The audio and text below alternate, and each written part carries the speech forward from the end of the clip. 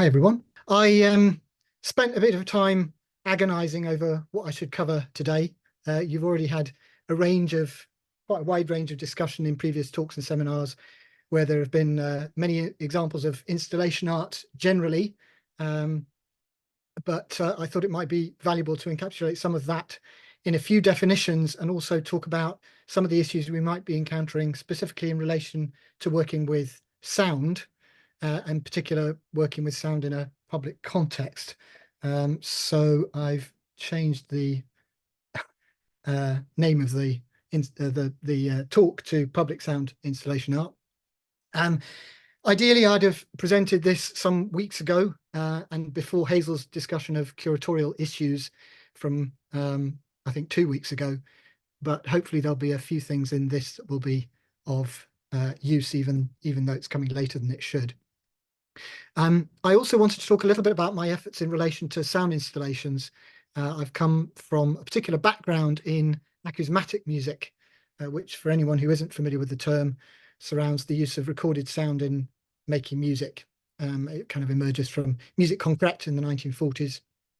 But it celebrates the highly detailed exploration of recorded sound.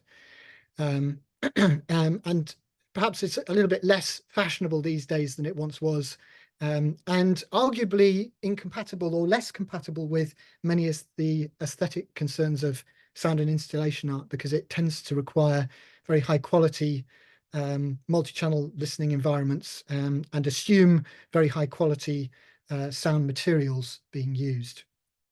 So this is one example of the high quality listening environments. This is the Birmingham Electroacoustic Sound Theatre, which was founded by John T. Harrison in the 1980s. And it's a typical concert setup with multiple loud speakers. Very immersive, very rich concert listening experience. But I seem to have shifted from working in this kind of environment to working with installations. So I'll say a little bit about how I see the two aligning later on. And that should give some insight into my own approach to the forest intervention later on this summer. It also, well, there's also concerns that I have with soundscape and acoustic ecology, which again doesn't seem necessarily compatible with this kind of thing immediately, anyway. But yeah, anyway, I shall talk about that as we go on. And the ideas surrounding acoustic ecology and the implications of sound interventions into spaces were addressed to some extent by Helen in her email that I forwarded to you on Monday. So some of that might figure as well. Oops. So this is an example of one of my later or more recent installations. This is Cascade. This is 256 channels in a kind of flat panel configuration that, and this is where the consistency with the way I operate as an acousmatic composer are relevant insofar as I see this as a single acoustic unit, although we have any number of speakers. I'm interested in the construction of sound fields and sound images in much the same way as I might in the concert hall. The other thing that is pertinent to what we're all working with at the moment is a kind of DIY-led budget aesthetic, because 256 channels are not easy to come by affordably.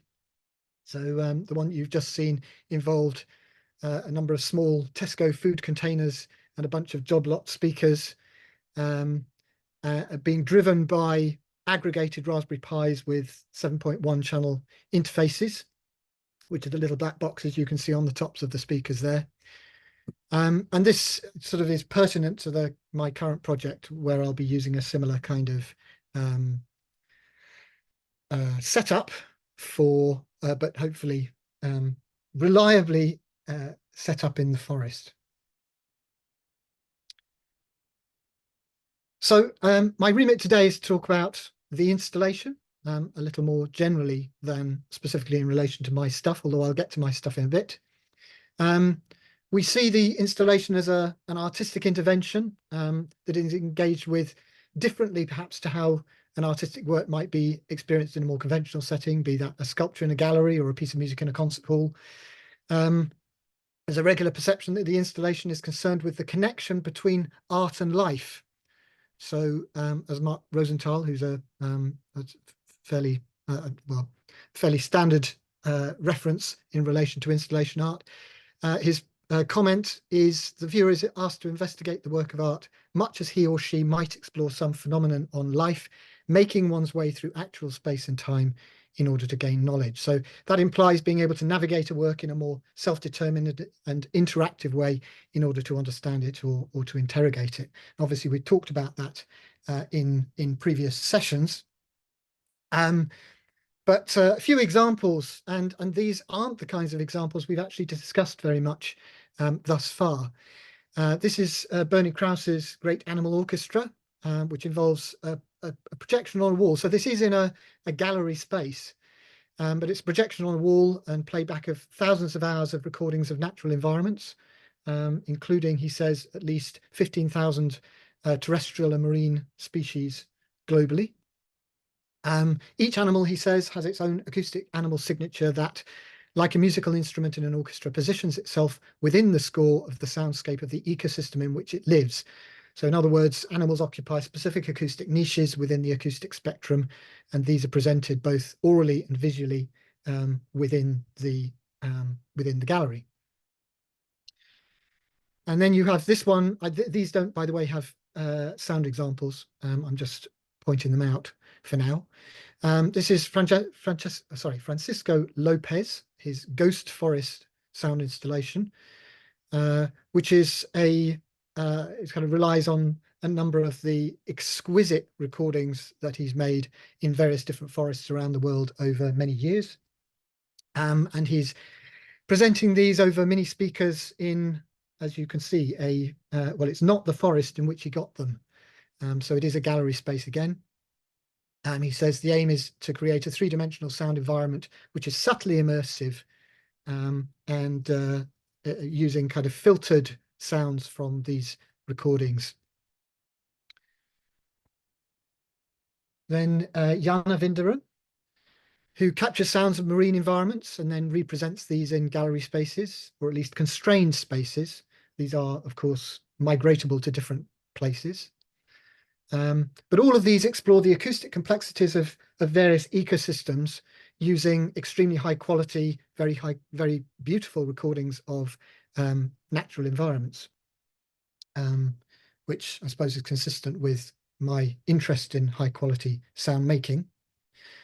And then finally, this is Marcus Maeder and Roman Zweifel, their tree lab, in which various acoustic emissions of trees. So it is acoustically captured of a tree in the Swiss Alps. These are recorded with special acoustic sensors, but these are supplemented with other non-auditory ecophysiological measurement data, which is sonified and then translated into sounds and music. So the idea with this one was to render perceptible processes in plants that are not usually noticeable to humans. So all of these four and many others represent a variety of ecosystems in very compelling ways, but they are being presented in a gallery. So they're inevitably abstracted from their original context and presented in very controlled listening environments. To a large extent, they could be put in any gallery or controlled listening space. And they could be said to represent what Robert Smithson calls the non-site, in which he would transport rocks and fragments of landscape, the stuff of life, into the gallery or the museum. This leaves them open to scrutiny and reflection, but they're still dissociated from their original context. Now, we, of course, are not working in such isolation, and we're not transplanting stuff from life to the gallery. We might be transplanting stuff across ecosystems, so representing data from one part of the forest in another part, for example. But we're working with materials from site, within site. And these, of course, have implications in terms of the aesthetic outcome and how it'll be experienced, as well as by whom. So this is a nice model, I think, by Line Marie Bruun Jespersen. And this is actually, this was for discussing the analysis of installation art, but specifically considering site-specific installation art in public settings. And critically, she identifies that producing an installation involves more than just the material trace of the object. Now, the ones I've just described aren't just the material trace, they're sort of captured materials referring to something outside themselves, of course.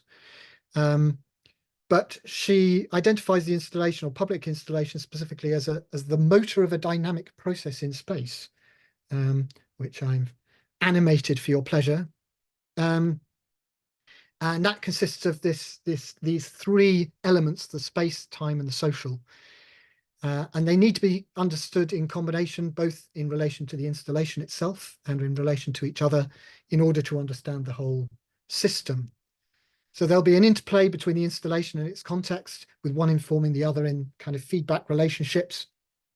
And in fact, the installation is almost invariably there to reveal aspects, well, these very aspects, often for kind of to reveal aspects of the ecology of a particular site. So a few examples. This one I do have a sound example for. This is Jem Finer, his score for A Hole in the Ground. It's fairly well known. This one's installed in a forest in Kent, in a hole in the ground. I think I read that it was an area with old mine shafts, hence the holes being there. Although Kent isn't an area I particularly associate with mines. But it's based on the sort of water chimes in Japanese gardens. So a bowl sunk in the ground and then water drips on it, produces resonant sounds. And this is meant to focus attention not only on the sounds of the object, but on the ambient sounds surrounding it in the environment. So he put percussive discs into a ground, attached them to an amplification system, which in this case is a gramophone record horn, or something implying that, which of course has visual associations with listening and amplification of the quiet, and it serves as a visual notification of the intervention as well. So the installation is indeterminate, and it with an indeterminate score, he says. But basically it involves water from that pond that you see dribbling into the hole and activating these percussive discs. So this is what it sounds like.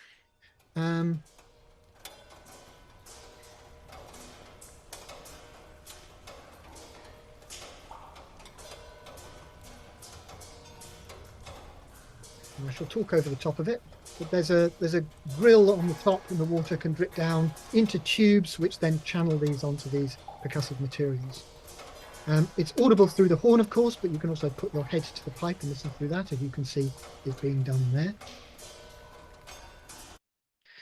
And this is perhaps a good example of how an installation can be time and place dependent. So the visual aspect of the installation will be determined by how the forest grows up and around it, to integrate it into its setting. And arguably it looks a little like a tree. And it's also contingent on how the materials of the installation develop. So steel oxidizes and blends into, in terms of its color, into the trees.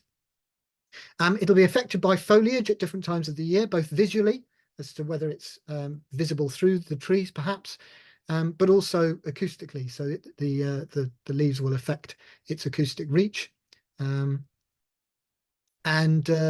its acoustic horizon overall. It's another example, sort of in context, but I'll skip that one.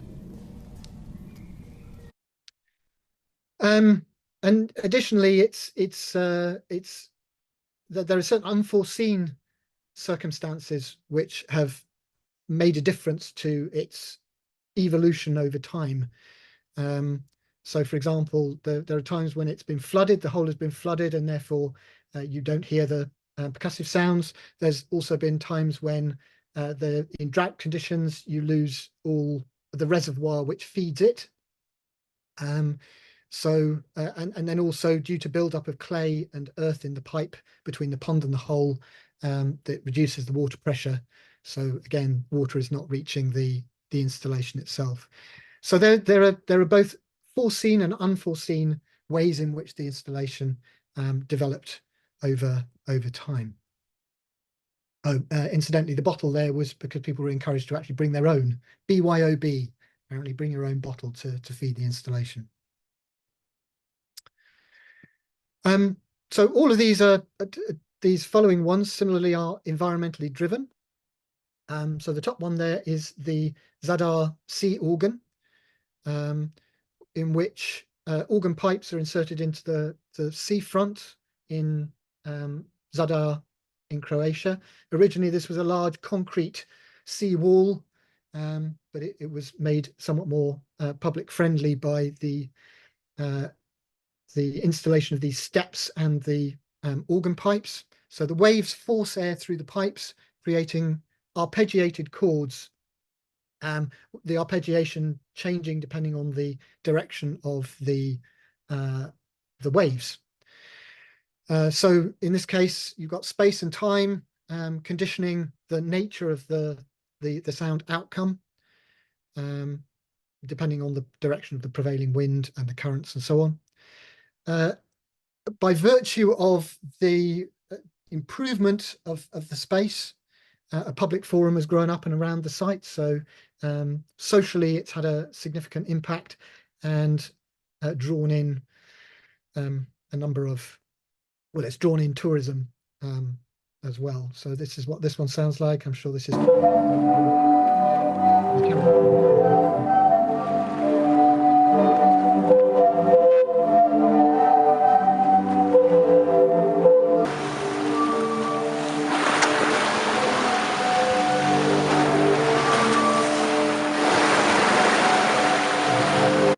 Oops.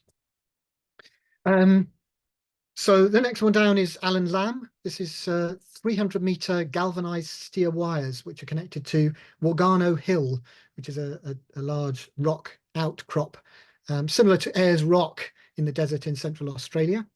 And in this case, so again, this is aerophonic, the other one is pneumatic, this one's aerophonic. The wind would make the wire resonate, and then the energy would be transduced into the rock that it's connected to.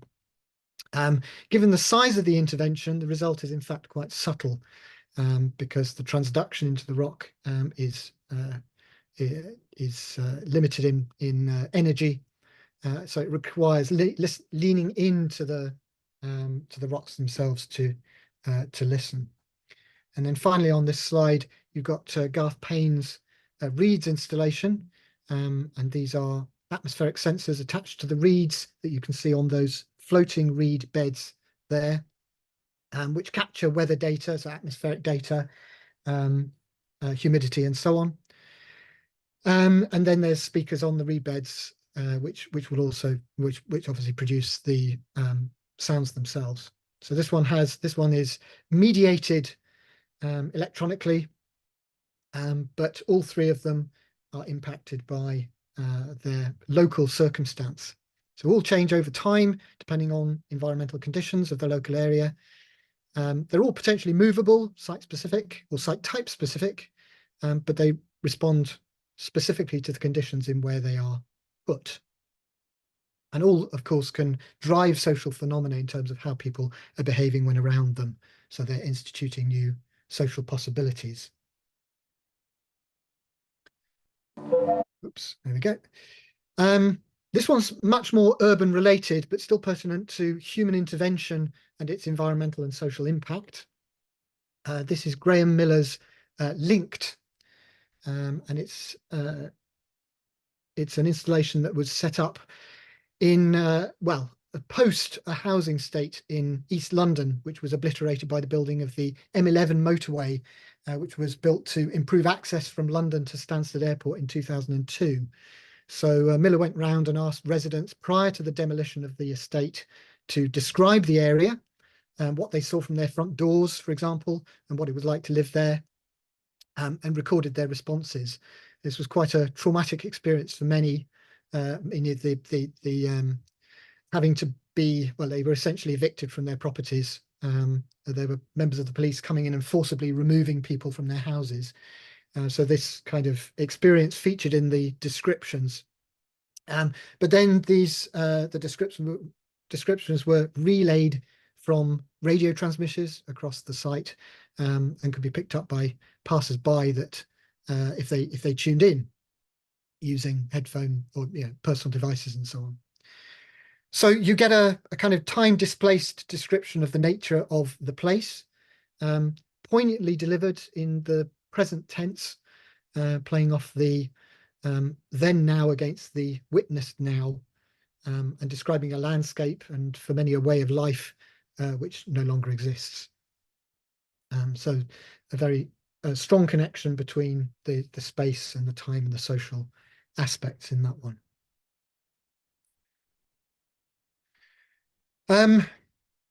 This one's got a bit of a slide narrative. This is a piece by Bill Fontana, and it relates to the bells of St. Martin's Church, so a sound signal. And this is in Birmingham in the UK. So St. Martin's is the original parish church of Birmingham. This picture, its spire is slightly exaggerated. It's not as tall as that, but it's nevertheless clearly the tallest thing in the vicinity. But there's another image of it here. As you see in the following slides, while the church dominates the skyline in these early images, as the city grows up around it, the church is increasingly diminished, but still retains a key role and a focal point within the community as a place of worship, as a public square. It's equal to the markets in terms of community significance, so the markets surround it, but it also stands at the intersection of several roads, which you'll see in a minute in the images, the maps that I bring up. So this is how it was sort of at the end of the 50s, but Birmingham suffered extensive bombing during the war. So during the 60s, there was a lot of redevelopment, and this involved the rebuilding of the Bullring markets according to contemporary city planning ideals, through which the 1960s Bullring development was built, and it sort of occupies, I don't know whether you can see my mouse here, but it occupies this sort of area to the left-hand side of the church. And in fact, the church sort of gets shunted off to the side, and rather diminished again in terms of its social function, at least sort of physically.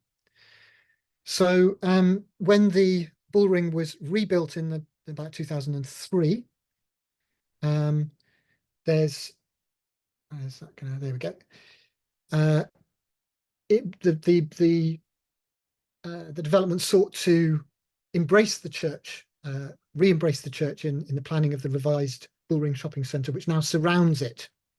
So it re-establishes it as a centre point, and as the centre of this kind of nexus of roads. You could say it sort of rehabilitates it. And that's all very well and good.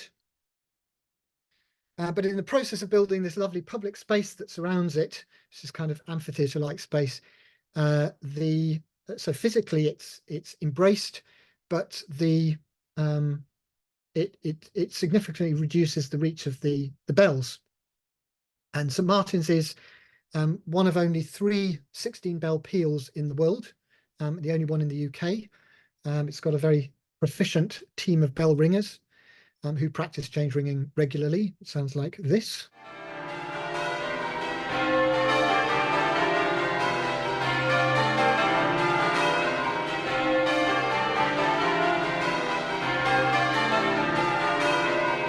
Rather rudely curtailed, my apologies. But these bells, in many cases, don't actually, they're not audible beyond the square itself. So, for example, to the right-hand side of this image, you can see Moore Street Station, where I used to wait for a train, and they just weren't audible from parts of the station there. in spite of the fact it's only about 50 meters away. So Bill Fontana was in town in about 2005 and was invited to do an installation for that space. And his contention was that the architectural designs of the bull ring clearly had not considered whether the reach of the bells was significant at all. He says the original function of the bells was to call the faithful to prayer, and the reach of the bells was originally a means of determining the boundaries of any given parish. But with the new semicircle of buildings that grew around the church, the bell sounds were and are completely hemmed in. So they're now inaudible aside from within this area and a few disparate places around the city. So his solution was twofold. One was to compose bell clusters to be presented from the bells in the tower, making them louder and thereby extending their reach. So that's what this sounds like.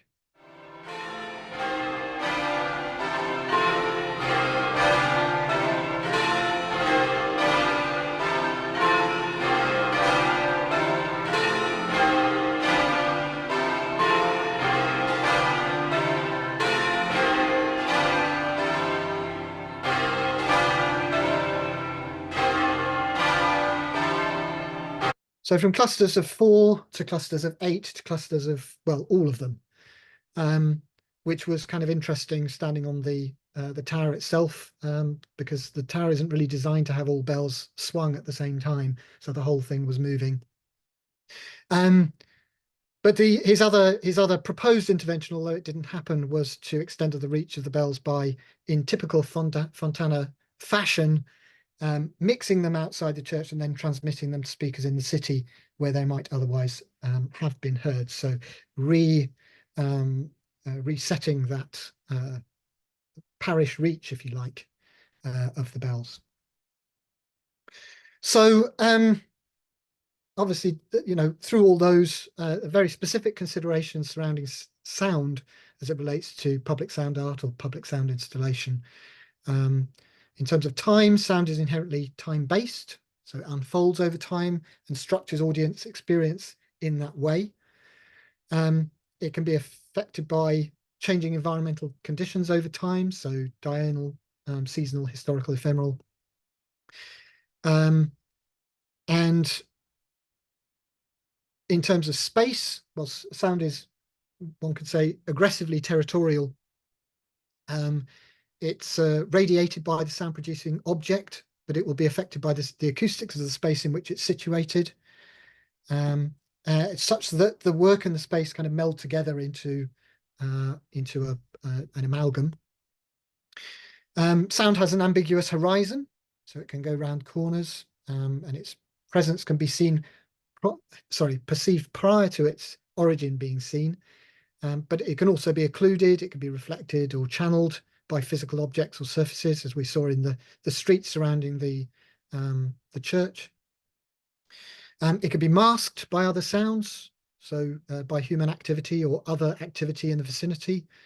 And it can also be manipulated by weather conditions. So any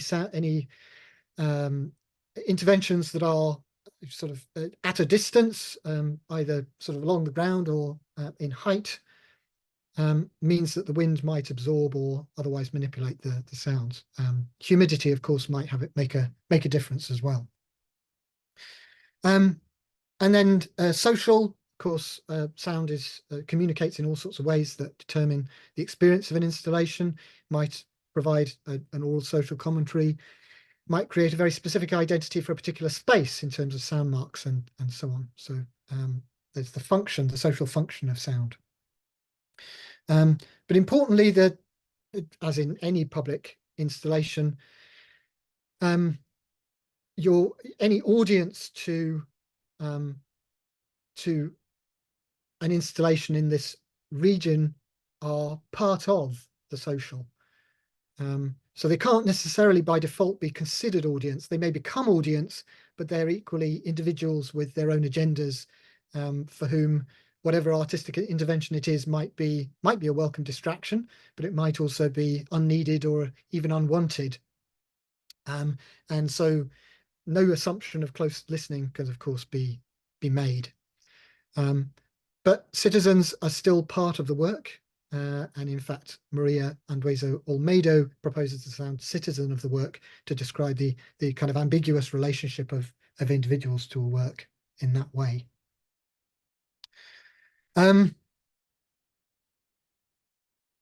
So having said all that about the potential for sound to be intrusive, or indeed loud, as Bill Fontana's was, I've always been quite interested in the capacity of sound installations, particularly public sound installations, to deliver a message in a less conspicuous way. So public art, which is designed, public sound art, which is explicitly designed to be low profile or lowercase.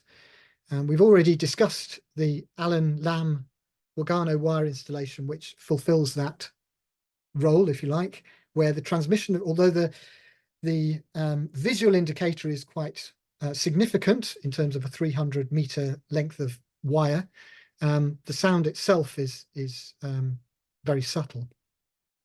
And perhaps that quietness encourages an attitude of close listening, which it sort of offers an invitation to consider the acoustic ecology of a particular site for that reason. So a couple of examples, other examples of that. This is Akio Suzuki's Autodate, I presume that's how you pronounce it. This one designates particular listening points using these sort of ears / feet representations. And these are part of a designated city walk, which were presented in Berlin and then in Turin. And positioning themselves on these points, individuals would be presented with the promise of an experience that would be exceptional, a listening one.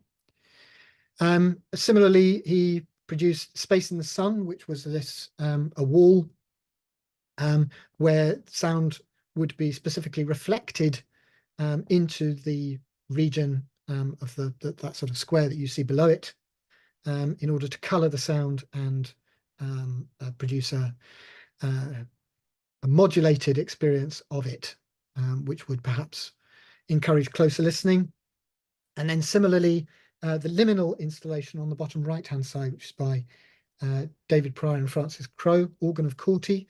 This was a series of sonic crystals, which are essentially filters, and these were set up. As you can see, it was a portable setup, but it would as one passed by that edifice, the sounds that came from beyond it would be somehow filtered and coloured by its presence. So not technical intervention in as far as it's electronic or anything, but it's certainly the design of the crystal was technically quite sophisticated.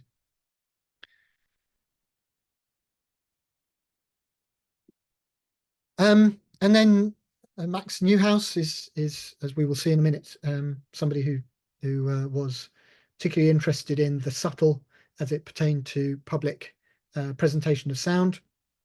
In this case, this is Timepiece Graz, which is installed in a public square around the Kunsthaus in Graz, which consisted of an hourly sound signal characterized by the absence of sounds, he said.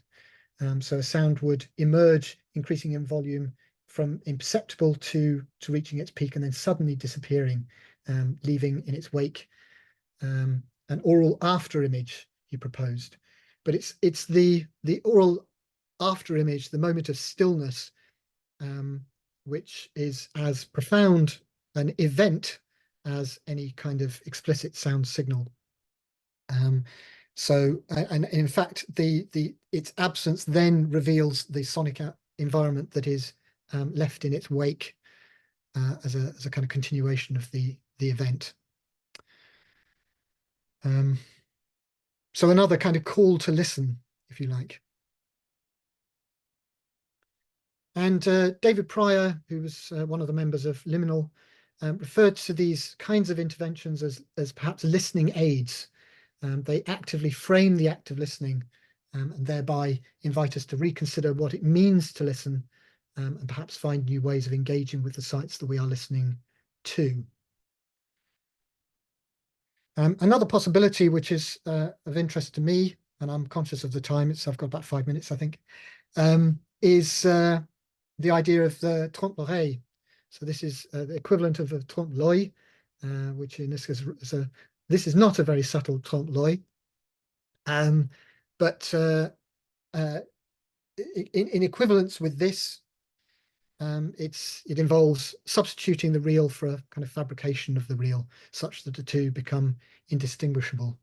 And Catherine Norman's written some quite interesting ideas about this. She refers to it as the experience of not hearing the real thing, but of really hearing the thing. So you can intervene in a public space with something that's not real, but it implies a reality, and thereby you can direct the real by virtue of that. So a couple of examples of that. This is Max Neuhaus again, his Times Square installation, which will be familiar to many, I'm sure, whereby a series of synthetically produced timbres emerge from the grates underneath these in the subway of New York's Times Square, which in many ways can be ignorable, but they might be noticeable, perceptible, but at the same time perhaps indistinguishable from some of the transport sounds that are also coming from below. Another example is Jon Aveyard's anonymous landscape interventions. There's one which involves bird song or synthesized bird song, which sounds like this.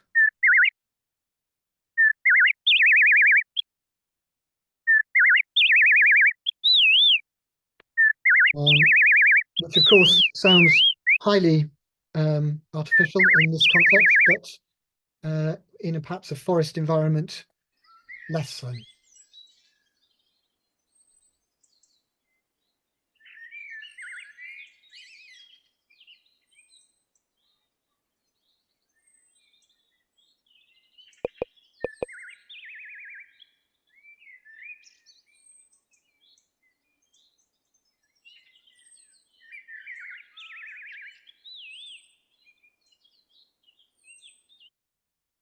And that sort of intervention perhaps provokes a sort of listening in search.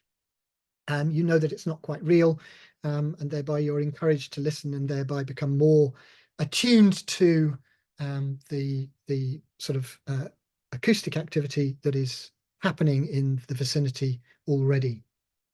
I was going to play you Janet Cardiff's Forest for 1,000 Years, where this sort of idea is integrated within something which is within a I think it's 25-minute long intervention, which is much more compositional, but involves moments where there is a significant ambiguity between what is played back by the installation and what is in the forest already. But this is my own effort, which does a similar kind of thing. So this is a 40-speaker installation in a geodesic dome using similar kind of DIY methods as previously discussed. But the speakers are conceived collectively as a sound producing unit, but it plays back various sound materials which sometimes will give a sense of enclosure, sort of very sort of all-encompassing sound materials. But then at other moments, these seem to dissipate into the beyond, and played in a more sort of open environment, it becomes difficult to tell what's from the dome and what's beyond. And in fact, when I did it here, which is the University of Birmingham, I played with integrating some of the sounds of the bell tower, which would again be somewhat ambiguous. 2 more minutes, if that's okay.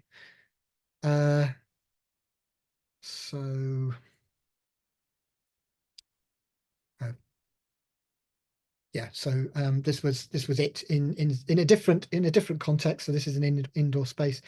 I attempted to do the same thing, taking the sounds of this particular environment and then sort of manipulating them to make them to some extent hyper-real. Again, apologies, I don't really have time to play that. So there are ethical implications potentially of doing that kind of thing in a forest environment, which was Helen was alluding to in the email that I forwarded to you. And hasn't really been much research, as far as I know, into the effects of introducing animal sounds into environments into which those animals live, but it seems reasonable to suppose that some sounds might cause a disturbance or distress to those animals, or indeed to the humans that reside there. But if done considerately, there is a certain amount of there's an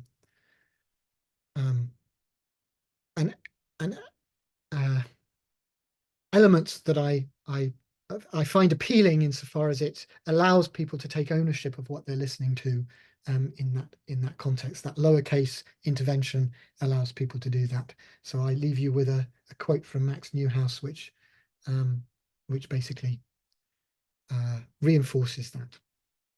So I've gone slightly over. My apologies to all, but hopefully that was of some interest.